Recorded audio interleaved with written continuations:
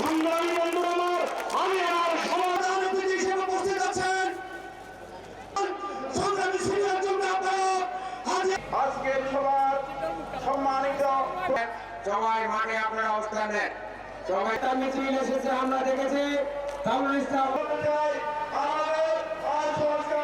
জাতির পক্ষ থেকে এবং আজকে যে কমিটি তারা সার দেয় একটাই 5 আগস্ট থেকে সুশৃঙ্খল সভা শেষ করতে চাই। এই পর্যায়ে আমি ইউনূস সরকারকে বলতে চাই 5ই অক্টোবর নির্বাচনী তফসিল ঘোষণা করুন।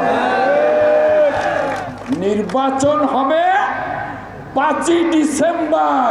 নির্বাচন চাই, জনগণকে সাথে নিয়ে আমরা ওই সংসদে যেতে চাই। আর কোনো তাল বাহানা নয়।